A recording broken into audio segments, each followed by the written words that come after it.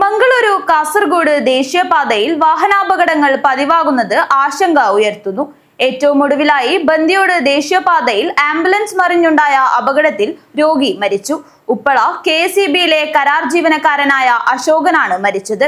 അപകടത്തിൽ 4 പേർക്ക് പരിക്കേറ്റു. കഴിഞ്ഞ ദിവസമാണ് നാടിന് നടുക്കിയ അപകടമുണ്ടായത്.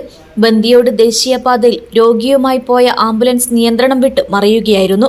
അപകടത്തിൽ ബന്ദിയോട് അടുക്കയിലെ അശോകൻ മരണപ്പെട്ടു. ഉപ്പള KSEBയിലെ കരാർ ജീവനക്കാരായിരുന്നു അശോകൻ. അപകടത്തിൽ അശോകന്റെ ഭാര്യ പ്രതിഭ, സഹോദരൻ രാജേഷിന്റെ ഭാര്യ, ആംബുലൻസ് ഡ്രൈവർ എന്നിവർക്ക് പരിക്കേറ്റു. ഇവരെ ആശുപത്രിയിൽ പ്രവേശിപ്പിച്ചു. ഉപ്പളയിലെ സ്വകാര്യ ആശുപത്രിയിൽ നിന്ന് അശോകനെ കാസർഗോട്ടെ ആശുപത്രിയിലേക്ക് കൊണ്ടുപോകുന്നതിനിടെയാണ് അപകടമുണ്ടായത്. മംഗളൂരു കാസർഗോഡ് ദേശീയപാതയിൽ വാഹനാപകടങ്ങൾ പതിവാകുന്നത് ആശങ്കയുയർത്തുന്നുണ്ട്. സമീപകാലത്ത് നിരവധി അപകടങ്ങളാണ് ദേശീയപാതയിലുണ്ടായത്. വാഹനങ്ങളുടെ അമിത വേഗതയാണ് പലപ്പോഴും അപകടത്തിന് കാരണമാകുന്നത്. മുന്നറിയിപ്പുകൾ അവഗണിച്ച് ഡ്രൈവർ നടത്തുന്ന മരണപ്പാച്ചിൽ പലപ്പോഴും യാത്രക്കാരുടെ അടക്കം ജീവനെടുക്കുന്നതിലേക്ക് നയിക്കുകയാണ്. വിഷയത്തിൽ അധികൃതർ ഇടപെട്ട് അപകടങ്ങൾ ഒഴിവാക്കുവാനുള്ള നടപടികൾ സ്വീകരിക്കണമെന്നാണ് യാത്രക്കാരുടെ ആവശ്യം.